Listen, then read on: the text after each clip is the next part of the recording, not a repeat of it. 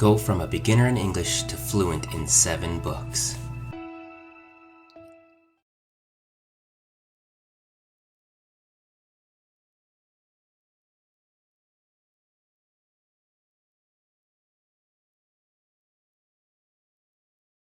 Chapter 1, The Boy Who Lived.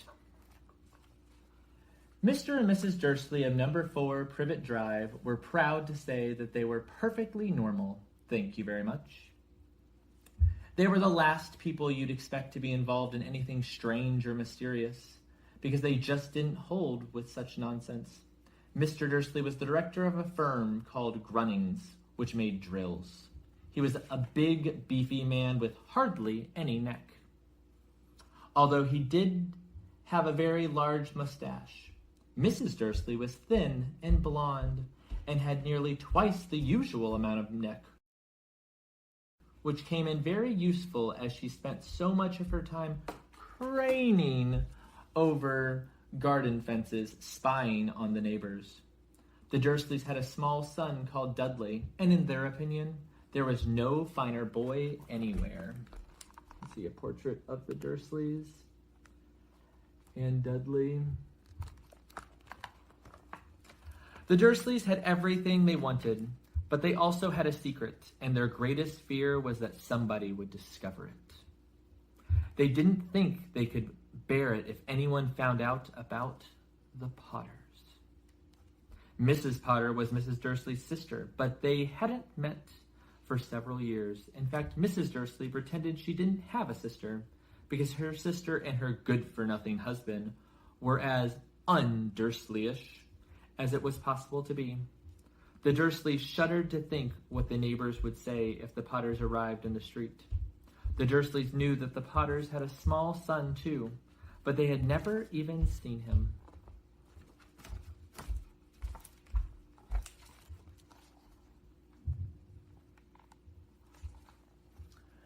This boy was another good reason for keeping the Potters away. They didn't want Dudley mixing with a child like that. When Mr. and Mrs. Dursley woke up on the dull gray Tuesday our story starts, there was nothing about the cloudy sky outside to suggest that the strange and mysterious things would soon be happening. All over the country, Mr. Dursley hummed as he picked out his most boring tie for work, and Mrs. Dursley gossiped away happily as she wrestled a screaming Dudley into his high chair. I hope you think my tie isn't too boring. None of them noticed a large tawny owl flutter past the window. At 8:30, Mr. Dursley picked up his briefcase, pecked Mrs. Dursley on the cheek, and tried to kiss Dudley goodbye, but missed, because Dudley was now having a tantrum and throwing his cereal all over the wall. "Little tyke," chortled Mr. Dursley as he left the house. He got in his car and backed out of number 4 Drive. It was on the corner of the street that he noticed the first sign of something peculiar. A cat reading a map? For a second, Mr. Dursley didn't realize what he had seen. Then he jerked his head around to look again. There was a tabby cat standing on the corner of Privet Drive, but there wasn't a map in sight. What could he have been thinking? It must have been a trick of the light. Mr. Dursley blinked and stared at the cat. It stared back. As Mr. Dursley drove around the corner and up the road, he watched the cat in his mirror. It was now reading the sign that said, "Privet Drive, no looking at the sign." Cats couldn't read maps or signs.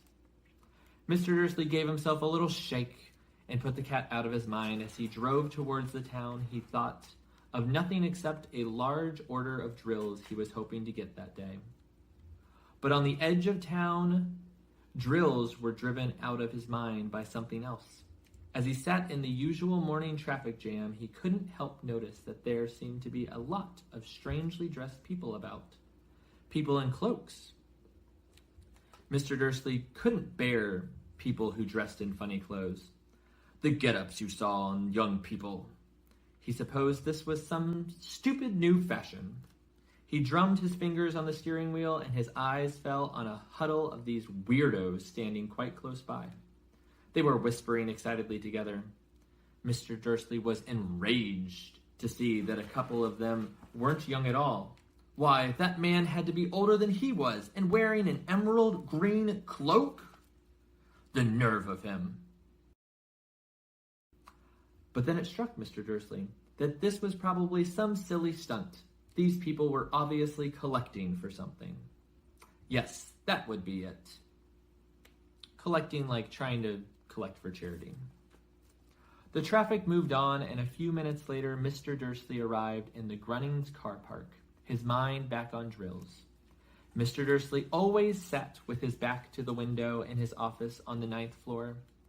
If he hadn't, he might have found it hard to concentrate on drills that morning. He didn't see the owls swooping past in broad daylight. Most of them had never seen an owl even at nighttime. Mr. Dursley, however, had a perfectly normal owl-free morning. He yelled at 5 different people. He made several important telephone calls and shouted a bit more. He was in a good mood until lunchtime, when he thought he'd stretch his legs and walk across the road to buy himself a bun from the baker's. He'd forgotten all about people in cloaks until he passed a group of them next to the baker's shop. He eyed them angrily as he passed. He didn't know why, but they made him uneasy. This lot were whispering excitedly, too, and he couldn't see a single collecting tin. Nothing to collect money. It was on his way back past them, clutching a large donut in a bag, that he caught a few words of what they were saying. The Potters. That's right. That's what I heard. Yes, their son, Harry. Mr. Dursley stopped, dead in his tracks. Fear flooded him. He looked back at the whispering as if he wanted to say something to them, but thought better of it. He dashed back across the road, hurried up to his office, snapped at his secretary not to disturb him, seized his telephone, and had almost finished dialing his home number when he changed his mind. He put the receiver back down and stroked his mustache, thinking, no, he was being stupid. Potter wasn't such an unusual name. He was sure there were lots of people called Potter who had a son called Harry. Come to think of it, he wasn't even sure his nephew was called Harry. He'd never even seen the boy. It might have been Harvey or Harold. There was no point in worrying Mrs. Dursley. She always got so upset at any mentioning of her sister. He didn't blame her if he'd had a sister like that. But all the same, those people in cloaks. He found it a lot harder to concentrate on drills that afternoon, and when he left the building at 5 o'clock, he was still so worried that he walked straight into someone just outside the door. Sorry, he grunted, as the tiny old man stumbled and almost fell. It was a few seconds before Mr. Dursley realized that the man was wearing a violet cloak. He didn't seem at all upset at being almost knocked to the ground. On the contrary, his face split into a wide smile, and he said in a squeaky voice that made passers-by stare, Don't be sorry, my dear sir, for nothing could upset me today. Rejoice, for you know who has gone at last. Even muggles like yourself should be celebrating this happy, happy day. And the old man hugged Mr. Dursley around the middle and walked off. Mr. Dursley stood, rooted to the spot. He had been hugged by a complete stranger. He almost thought he had been called a muggle, whatever that was. He was rattled. He hurried to his car and set off home, hoping he was imagining things, which he had never hoped before, because he didn't approve of imagination. As he pulled into the driveway of number 4, the first thing he saw, and it didn't improve his mood, was that tabby cat he'd spotted that morning. It was now sitting on his garden wall. He was sure it was the same one. It had the same markings around his eyes. Shoo! Said Mr. Dursley loudly. The cat didn't move. It just gave him a stern look. Was this normal cat behavior? Mr. Dursley wondered. Trying to pull himself together, he let himself into the house. he was still determined not to mention anything to his wife. Mrs. Dursley had had a nice normal day. She told him over dinner all about Mrs. Next Door's problems with her daughter and how Dudley had learned a new word, shan't. Mr. Dursley tried to act normally. When Dudley had been put to bed, he went into the living room in time to catch the last report on the evening news. And finally, bird watchers everywhere have reported that the nation's owls have been behaving very unusually today. Although owls normally hunt at night and are hardly ever seen in daytime, there have been hundreds of sightings of these birds flying in every direction since sunrise. Experts are unable to explain why the owls have suddenly changed their sleeping patterns. The newsreader allowed himself a little grin. Most mysterious. And now, over to Jim McGuffin with the weather. Going to be any more showers of owls tonight, Jim? Well, Ted, said the weatherman, I don't know about that, but it's not only the owls that have been acting oddly today. Viewers as far apart as Kent, Yorkshire, and Dundee have been phoning in to tell me that instead of rain I promised yesterday, they've had a downpour of shooting stars. Perhaps people have been celebrating bonfire night early. It's not until next week, folks, but I can promise a wet night tonight. Mr. Dursley sat frozen in his armchair, shooting stars all over Britain, owls flying by daylight, mysterious people in cloaks all over the place, and a whisper about the Potters. Mr. Dursley came into the living room carrying 2 cups of tea. It was no good. He'd have to say something to her. He cleared his throat nervously. Petunia, dear, you haven't heard from your sister lately, have you? As he had expected, Mrs. Dursley looked shocked and angry after all. They normally pretended she didn't have a sister. No, she said sharply. Why? Funny stuff on the news, Mr. Dursley mumbled. Owls, shooting stars, and there were a lot of funny-looking people in town today. So? She snapped. Well, I just thought maybe it was something to do with, her lot. Mrs. Dursley sipped her tea through pursed lips. Mr. Dursley wondered whether he dared tell her he'd heard the name Potter. He decided he didn't dare. Instead, he said as casually as he could, Their son. He'd be about Dudley's age now, wouldn't he? I suppose, said Mrs. Dursley stiffly. What's his name again? Howard, isn't it? Harry. Nasty common name, if you ask me. Oh, yes, said Mr. Dursley, his heart sinking horribly. Yes, quite I agree. He didn't say another word on the subject. As they went upstairs to bed, while Mrs. Dursley was in the bathroom, Mr. Dursley crept to the bedroom window and peered down into the front garden. The cat was still there. It was staring down Privet Drive as though it was waiting for something. Was he imagining things? Could all this have anything to do with the Potters? If it did, if it got out that they were related to a pair of, well, he didn't think he could bear it. The Dursleys got into bed. Mrs. Dursley fell asleep quickly, but Mr. Dursley laid awake, turning it all over in his mind. His last comforting thought before he fell asleep was that even if the Potters were involved, there was no reason for them to come near him and Mrs. Dursley. The Potters knew very well what he and Petunia thought about them and their kind. He couldn't see how he and Petunia could get mixed up in anything that might be going on. He yawned and turned over. It couldn't affect them. How very wrong he was.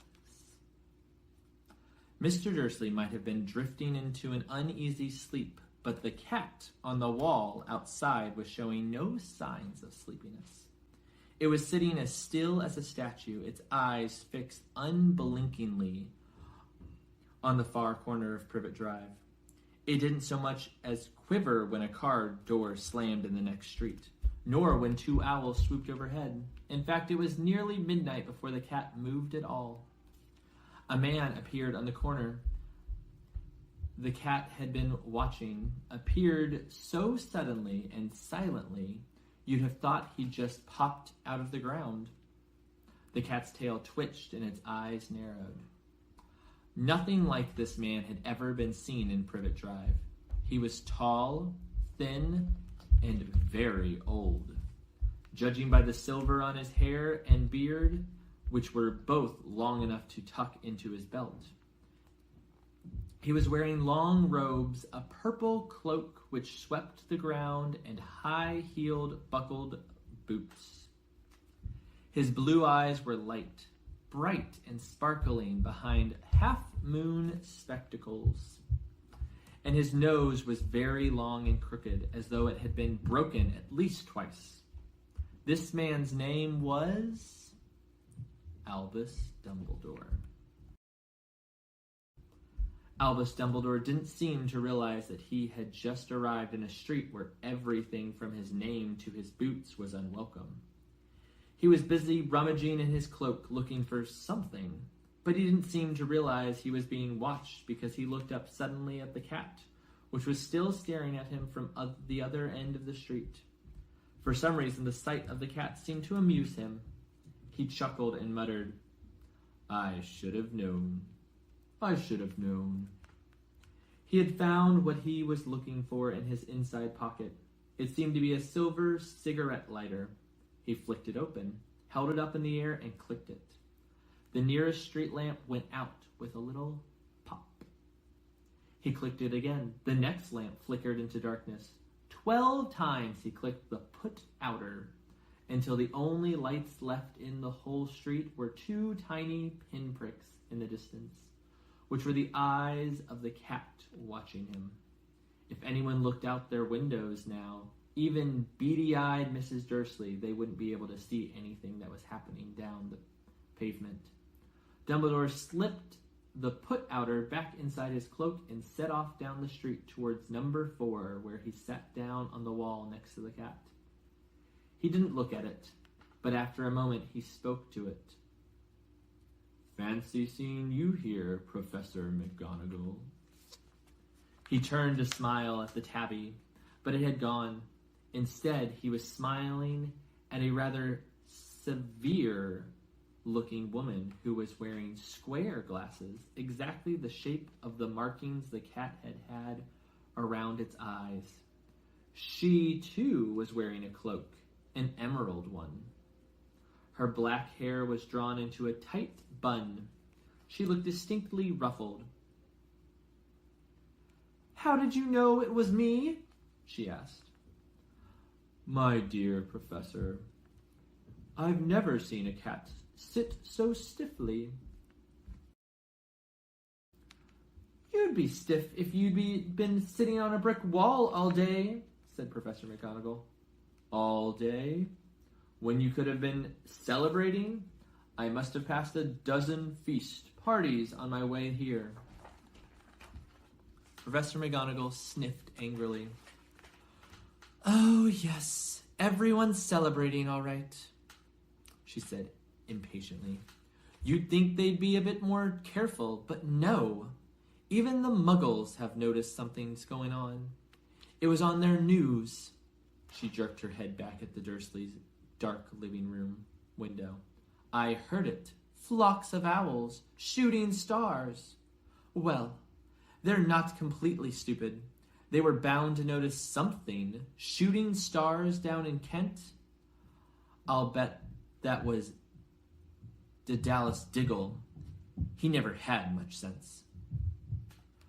"You can't blame them," said Dumbledore gently. "We've had precious little to celebrate for 11 years. "I know that," said Professor McGonagall irritably, "but that's no reason to lose our heads. People are being downright careless out on the streets in broad daylight, not even dressed in muggle clothes, swapping rumors. She drew a sharp, sideways glance at Dumbledore, here as though hoping he was going to tell her something, but he didn't. So she went on. A fine thing it would be if, on the very day you-know-who seems to have disappeared at last, the Muggles found out all about us. I suppose he really has gone. Dumbledore? It certainly seems so, said Dumbledore. We have much to be thankful for. Would you care for a sherbet lemon? Oh, what? A sherbet lemon. They're a kind of muggle sweet. I'm rather fond of them. No, thank you, said Professor McGonagall coldly, as though she didn't think this was the moment for sherbet lemons. As I say, even if you-know-who has gone, my dear Professor, surely a sensible person like yourself can call him by his name, all this you-know-who nonsense. For 11 years, I have been trying to persuade people to call him by his proper name, Voldemort. Professor McGonagall flinched. But Dumbledore, who was unsticking to sherbet lemons, seemed not to notice. It all gets so confusing if we keep saying you-know-who. I have never seen any reason to be frightened of saying Voldemort's name. I know you haven't, said Professor McGonagall, sounding half exasperated, half admiring. But you're different. Everyone knows you're the only one you know. All right. Voldemort was frightened of. You flatter me, said Dumbledore calmly. Voldemort has powers I will never have. Only because you're too, well, noble to use them. It's lucky it's dark. I haven't blushed so much since Madame Pomfrey told me she liked my earmuffs. Professor McGonagall shot a sharp look at Dumbledore and said, The owls are nothing to the rumors that are flying around. You know what everyone's saying about why he's disappeared? About what finally stopped him? It seemed that Professor McGonagall had reached the point she was most anxious to discuss. The real reason. She had been waiting on a cold, hard wall all day. For neither as a cat nor as a woman had she fixed Dumbledore with such a piercing stare as she did now. It was plain that whatever everyone was saying, she was not going to believe it until Dumbledore told her it was true. Dumbledore, however, was choosing another sherbet lemon and did not answer. What they're saying, she pressed on, is that last night Voldemort turned up in Godric's Hollow. He went to find the Potters. The rumor is that Lily and James Potter are that they're dead. Dumbledore bowed his head. Professor McGonagall gasped. Lily and James? I can't believe it. I didn't want to believe it. Oh, Albus. Dumbledore reached out and patted her on the shoulder. I know, he said heavily. Professor McGonagall's voice trembled as she went on. That's not all. They're saying he tried to kill the Potter's son, Harry. But he couldn't. He couldn't kill that little boy.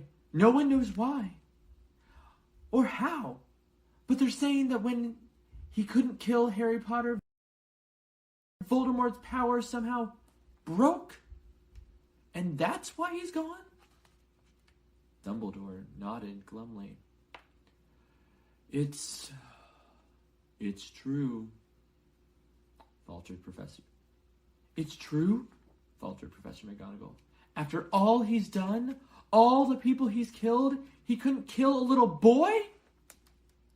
It's just astonishing. Of all the things to stop him. But how in the name of heaven did Harry survive? We can only guess, said Dumbledore. We may never know. Professor McGonagall pulled out a lace handkerchief and dabbed at her eyes beneath her spectacles. Dumbledore gave a great sniff as he took a golden watch from his pocket and examined it. It was a very old watch. It had 12 hands, but no numbers. Instead, little planets were moving around the edge. It must have made sense to Dumbledore, though, because he put it back in his pocket and said, Hagrid's late. I suppose it was he who told you I'd be here, by the way? Yes, said Professor McGonagall. And I don't suppose you're going to tell me why you're here, of all places? I've come to bring Harry to his aunt and uncle. They're the only family he has left. You don't mean... You can't mean... The people who live here? Cried Professor McGonagall, jumping to her feet and pointing at number 4. Dumbledore, you can't. I've been watching them all day. You couldn't find 2 people who are less likely like us. And they've got this son. Oh. I saw him kicking his mother all the way up the streets, screaming for sweets. Harry Potter, come live here? It's the best place for him, said Dumbledore firmly. His aunt and uncle will be able to explain everything to him when he's older. I've written them a letter. A letter? Repeated Professor McGonagall faintly, sitting back down on the wall. Really, Dumbledore, you think you can explain all this in a letter? These people will never understand him. He'll be famous, a legend. I wouldn't be surprised if today was known as Harry Potter in the future. Harry Potter Day in the future. There will be books written about him. Every child in our world will know his name. Exactly, said Dumbledore, looking very seriously over the top of his half-moon glasses. It would be enough to any boy's head. Famous before he can walk and talk. Famous for something he won't even remember. Can't you see how much better off he'll be, growing up away from all that until he's ready to take it? Professor McGonagall opened her mouth, changed her mind, swallowed, and then said, Yes, you're right, of course. But how is the boy getting here, Dumbledore? She eyed his cloak suddenly as though she thought he might be hiding Harry underneath it. Hagrid's bringing him. You think it wise to trust Hagrid with something as important as this? I would trust Hagrid with my life, said Dumbledore. I'm not saying his heart isn't in the right place, said Professor McGonagall grudgingly. But you can't pretend he's not careless. He does tend to... What was that? A low rumbling sound had broken the silence around them. It grew steadily louder as they looked up and down the street for some sign of a headlight. It swelled to a roar as they both looked up at the sky, and a huge motorbike fell out of the air and landed on the road in front of them. If the motorbike was huge, it was nothing to the man sitting astride it. He was almost twice as tall as a normal man and at least 5 times as wide. He looked simply too big to be allowed, and so wild. Long tangles of bushy black hair and beard hid most of his face. He had hands the size of dustbin lids, and his feet in their leather boots were like baby dolphins. In his vast muscular arms he was holding a bundle of blankets. Hagrid, said Dumbledore, sounding relieved. At last, where did you go? Where did you get that motorbike? Borrowed it, Professor Dumbledore, sir, said the giant, climbing carefully off the motorbike as he spoke. Young Sirius Black lent it to me. I've got him, sir.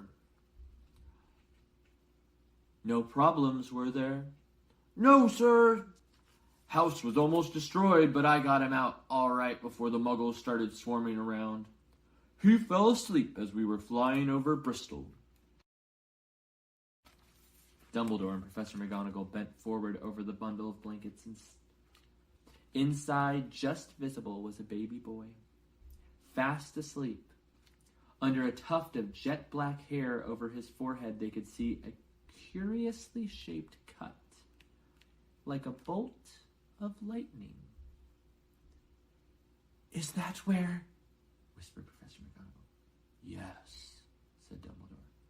"He'll have that scar forever." "Couldn't you do something about it, Dumbledore?" "Even if I could, I wouldn't. Scars can come in useful. I have one myself, above my left knee, which is a perfect map of the London Underground." That's the subway system. "Well, give 'em here, Hagrid. We better get this over with." Dumbledore took Harry in his arms and turned towards the Dursleys' house. Could I say goodbye to him, sir?" asked Hagrid. He bent his great shaggy head over Harry and gave him what must have been a very scratchy, whiskery kiss. Then suddenly Hagrid let out a howl like a wounded dog. "Oh!" "Shh!" hissed Professor McGonagall. "You'll wake the Muggles." "Sorry," sobbed Hagrid, taking out a large spotted handkerchief and burying his face in it. But I can't stand it. Lily and James dead, and poor little Harry off with the Muggles." Yes, it's all very sad. But get a grip on yourself. Hagrid or will be found," Professor McGonagall whispered, patting Hagrid gingerly on the arm as Dumbledore stepped over the low garden wall and walked to the front door. He laid Harry gently on the doorstep, took a letter out of his cloak, tucked it inside Harry's blanket, and then came back to the other two. For a full minute, the three of them stood and looked at the little bundle. Hagrid's shoulders shook. Professor McGonagall blinked furiously, and the twinkling light that usually shone from Dumbledore's eyes seemed to have gone out. "Well," said Dumbledore finally, "that's that. We're no business staying here. We may as well go and join the celebrations." "Yeah," said Hagrid in a very muffled voice. "I'd best be getting its bike away. Good night, Professor McGonagall. Professor Dumbledore, sir." Wiping his streaming eyes on his jacket sleeve, Hagrid swung himself on the motorbike and kicked the engine into life with a roar. It rose into the air and off into the night. "I shall see you soon, I expect, Professor McGonagall." "Oh, I shall see you soon, I expect, Professor McGonagall," said Dumbledore, nodding to her. Professor McGonagall blew her nose in reply. Dumbledore turned and walked back down the street. On the corner, he stopped and took out the silver put-outer. He clicked it on once, and 12 balls of light sped back to their street lamps so that Pivot Drive glowed suddenly orange, and he could make out a tabby cat slinking around the corner at the other end of the street. He could just see the bundle of blankets on the step of number 4. "Good luck, Harry," he murmured. He turned on his heels, and with a swish, his cloak, he was gone. A breeze ruffled to the neat hedges of Privet Drive, which lay silent and tidy under the inky sky, in the very last place you would expect astonishing things to happen. Harry Potter rolled over inside his blanket without waking up. One small hand closed on the letter beside him, and he slept on, not knowing he was special. Not knowing he was famous. Not knowing he would be woken in a few hours' time by Mrs. Dursley's scream as she opened the front door to put out the milk bottles. Nor that he would spend the next few weeks being prodded and pinched by his cousin Dudley. He couldn't know that at this very moment, people meeting in secret all over the country were holding up their glasses and saying in hushed voices, "To Harry Potter, the boy who lived." Download this lesson along with worksheets, vocabulary flashcards, side-by-side reading, audio listening, and much more. Go to myenglishcrew.com. And before you go, subscribe below.